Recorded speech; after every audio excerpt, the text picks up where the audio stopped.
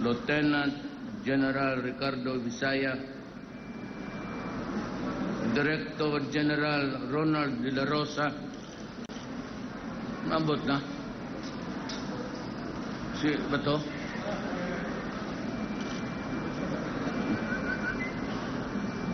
General Manager Eddie Monreal, Congresswoman Amy Calixto Rubiano, Mayor Antonio Calixto, yes sir. My fellow workers in government, my beloved countrymen, this time I will just read.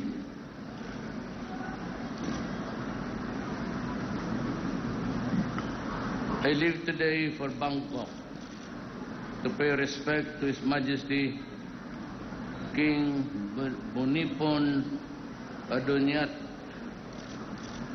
His Majesty the King was a true friend of the Philippines, whose state visit in 1963 continues to resonate to this day. He will be remembered for his dedicated efforts to foster goodwill and friendship between our nations and peoples. For all he has done to bridge peoples to greater understanding, it truly deserves a special place in history. After Thailand, I will proceed immediately to Kuala Lumpur for an official visit, a part of my introductory visits to countries in Southeast Asian countries. I will meet the Prime Minister Dato Sri Mohammed Najib bin Tun Abdul Razak to discuss ways of sustaining the growth of both our countries, ensuring peace and inclusive development for our people. The focus of my visit shall be to strengthen the Philippines' partnership with Malaysia for security and stability. These are the foundations of our nation's peace process, progress and prosperity. Foremost on my agenda is the maritime security and the fight against piracy at sea. As maritime nations, we don't have a stake in ensuring that our waterways are secure and that criminal and terrorist elements do not use our seas to undertake their illegal activities. I will also seek greater cooperation in the war against illicit drug trade. This menace knows no boundaries, and cooperation between our nations is vital in order to address this problem. The bilateral defense, security, and law enforcement efforts should be seen as supporting both our nations' resolve to contribute to greater stability in Southeast Asia and in the larger region. The Philippines recognizes Malaysia's role in pursuing just and lasting peace in Mindanao. In my talk with the Prime Minister, I shall seek Malaysia's continued support for the peace process in southern Philippines. Of course, our economic cooperation will be important point of reference. I will discuss the ways of intensifying two-way trade and investment, as well as support of the Brunei, Indonesia, Malaysia, Philippines, East Asia growth area to spur Mindanao growth. The two tracks of peace and prosperity have to be pursued to ensure that the development that we aim will benefit all. I will also use the occasion to identify other opportunities for broader collaboration with Malaysia. During my visit, I will meet the hard-working Filipino community in Malaysia. Their interest are at the core of our visit to Kuala Lumpur. As I update members of ASEAN and Malaysia, as founding members, we share a commitment to uphold ASEAN values in the region. I will seek Malaysia's full support for the Philippines ASEAN chairmanship in 2017. I am hopeful that my visit will move further forward as we pursue common aspirations for our peoples, our nations, and our region.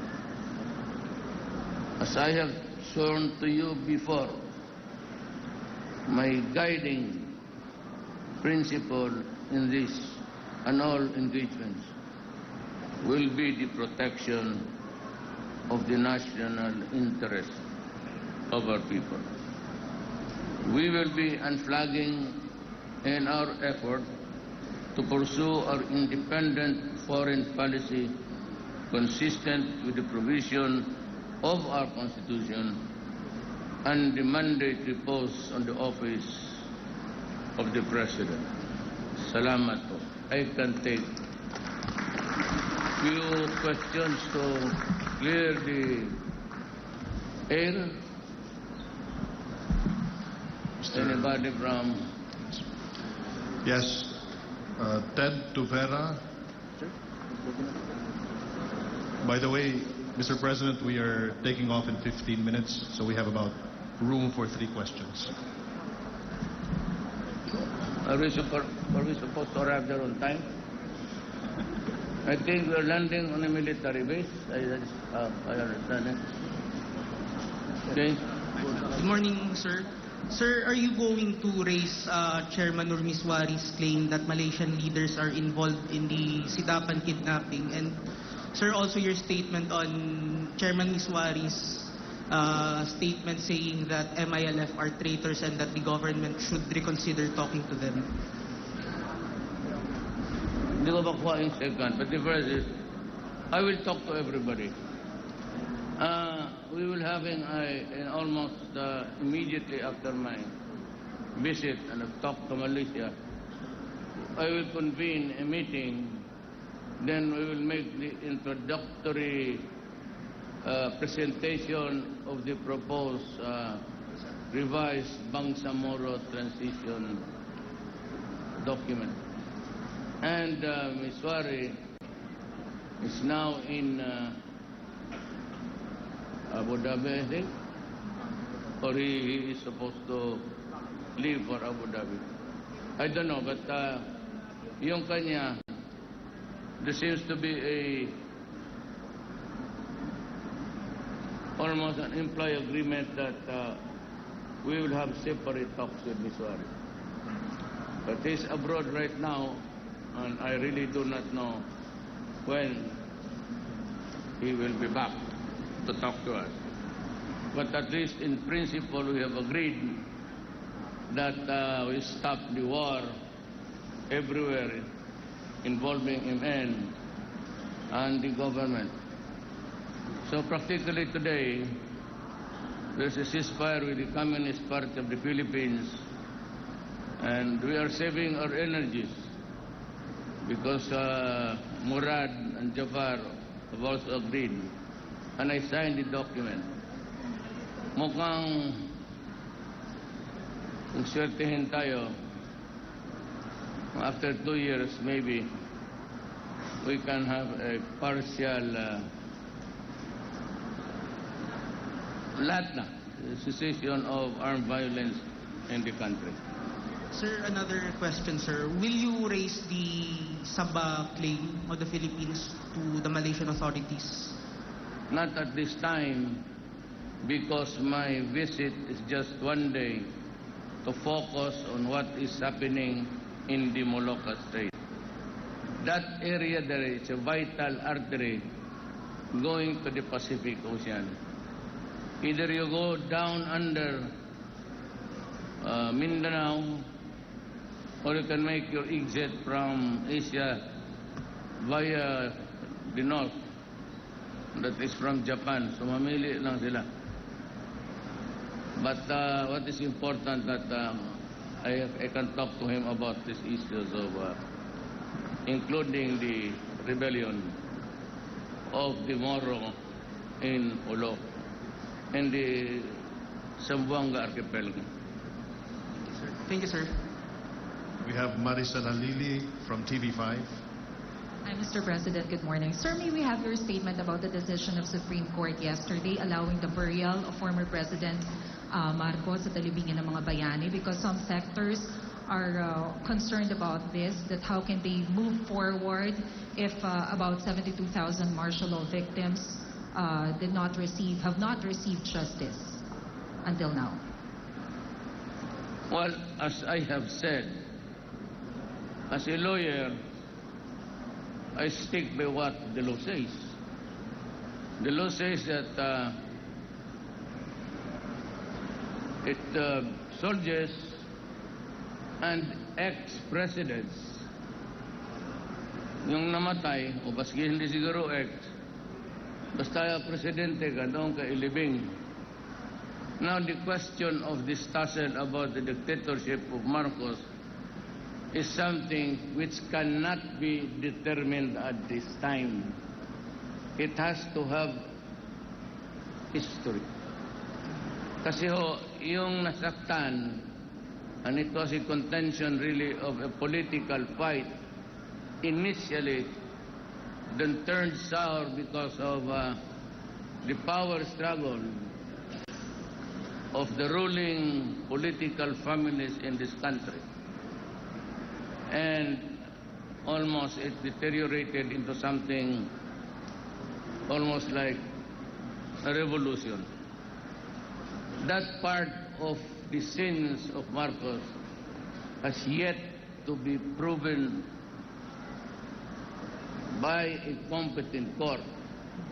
Yung sabihin lang niya na wala yung pera, that is altogether another different issue. But yung as far as the right or the privilege to be buried sa libingan ng mga bayani, I simply follow the law. Wala tayong magawa niyan. The law itself says that, well, he fits the completion to a T. He was a president and he was a soldier. I am limited to that issue. And on both counts, I would say yes. Sir, on other issue, may we have your reaction on the test case filed by Senator Laila De Lima? Yesterday, sabi po ng Supreme Court, they are requiring the SOLGEN to discuss about your immunity. What's your take on this, sir? I don't know what are my sins. So, I'd rather leave it to the courts. If there are cases filed already, edi hayaan natin. Mine was just to make public what was or is the corruption of the day and how drugs flourish inside our penal institutions, not only sa Muntinlupa but sa mga kolonya. And to this day, they are still making money from the inside. Ang traffic ng droga sa Pilipinas nanggagaling sa prisuhan. Sila yung may contact doon sa labas. At sila lang rin ang pwedeng mag-order. Any other guy would not do. But most of these guys are now in prison. So, kung sabihin mo na nahuli na natin yung mga drug lords, kulang yan.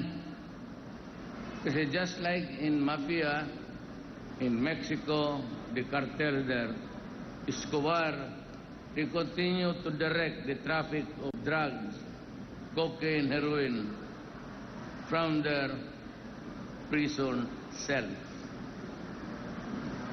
Hindi nakaiba dito, as revealed by everybody. It's not enough that they are in prison. They have to be immobilized. Thank you, sir. Joseph Morong of GMA. Sir, good morning po. Just going back a little bit on the Marcos issue.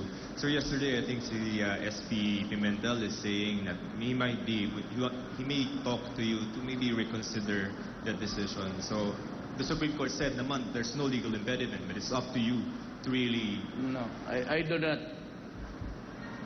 not have the sole power of the changing fortunes of this country. No president is allowed to have that kind of power at his... It has to be based on a law. Better, tingnan mo lang yung batas para sigurado ka. If you begin to speculate about allowing it, then you have to justify so many reasons why. And there are thousands or more than stories to tell and to weave out of martial law. The better practice is just to let it go by what the law says. So ibig sabihin there's no changing the decision, sir, that yung itutuloy na talaga yung pag... Well, I thought I saw Bongbong yesterday in Tacloban. Sabi ko, it's your choice. Sabi niya na, same question like you. Can we now proceed? Oh, yes, you can. I've said before, I will not take my word back. Sir, just one last question. Sir, on coming from the perspective of the victims, no? Kasi yung libingin ng bayani carries a certain meaning for some people. And then, ang sinasabi nila is that it has a tendency, because of the decision of the Supreme Court, to change a narrative of this country. Can we now consider Mr. Marcos, because he will be buried at the libingan ng mga bayani, can he be considered now a hero? He being a hero? Well, it depends on the beholder. You know, let me just... I'm not promoting any class struggle here. But all the Ilocanos are downhearted by the decision for so long that Marcos be buried at the libingan ng mga bayani. Halos lahat, without ng buong Ilocano nation, they are sad. Para sa kanila walang kasalanan si Marcos. And he was true to his word of what happened during the new society. Sabi ko, cannot be judged now.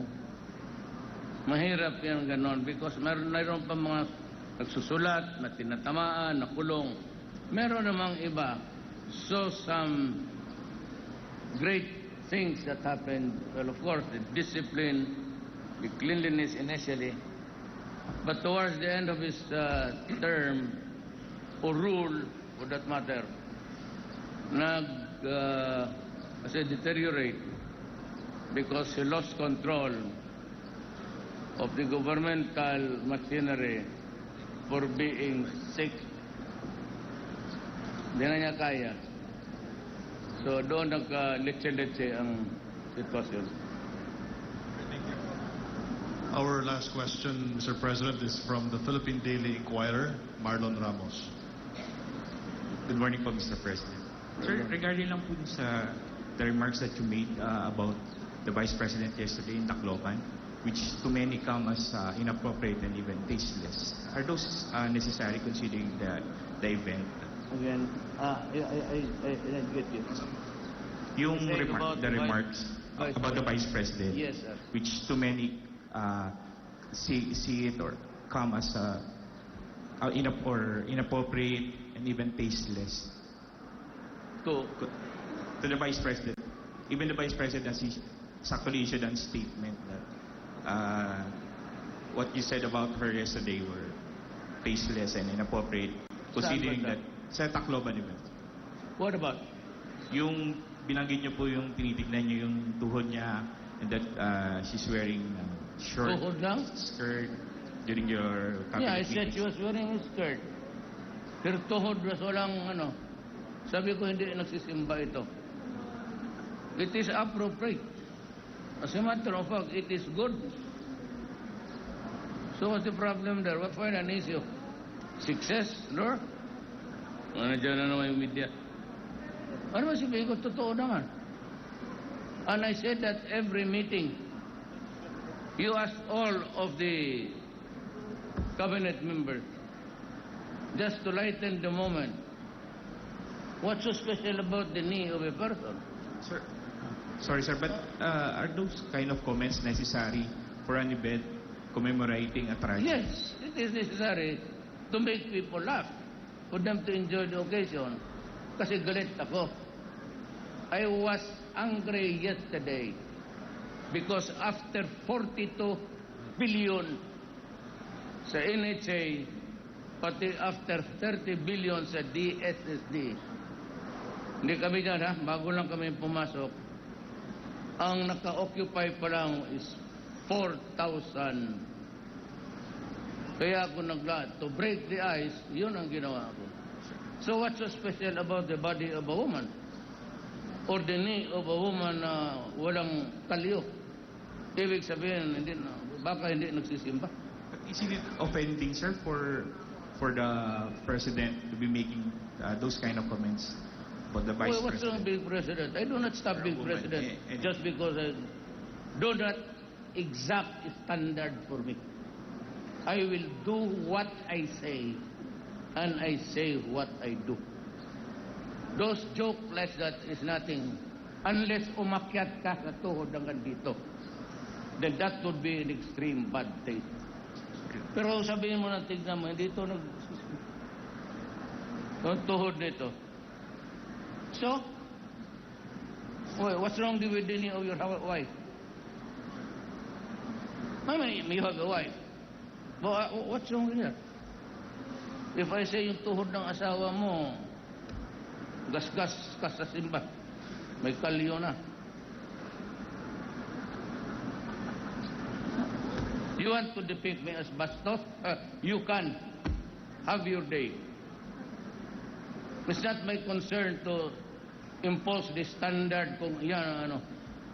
Do not put a limitation or cast aspersion sa mga biro ko. Kasi ako, hindi ako general, politiko ako. Natural sa amin niya magpatawa, lalo na after magalit. And just to point out something there, you make a big issue about ituhod na Sir, is that the trivialities of media? No, it's so trivial. Sir, saan po, yung regarding po sa killing ni Mayor Espinosa ng The what? the death of the killing of Mayor Espinosa of Alvera Lake. Well, what? Are you puzzled, sir, by Why should I be puzzled? You have here a guy, government employee, using his office and money of government, cooking shabu and destroying the lives of so many millions of Filipinos. So what is there for me to say about it? but there's circumstances of the killing, sir? I will obey what the police will tell me because kasama kami sa gobyerno. I will not go there to find fault with the police. I did not even agree that they should be transferred. At least not now. Kasi pagka ganon, wala nang pulis magtrabaho. Thank you, sir. I hope that next time, the last time was about when you comment, kindly go to important matters. Do not go into trivialities about tuhod. Nakaano ng media, naghanap ng para mag-picture ka na bastos. Ay kung sabihin ko kay sekretary, tignan naman tuhod niya, no, hindi siguro nagsisimba na yan. No, because she was a widow. Or she is a widow. Kaya sabi ko siguro sa simbahan ko, tignan mo tuhod. Bulan naman makapal. So, gusto mo siguro mag-akyat pa ako dito sa bugan. Thank you.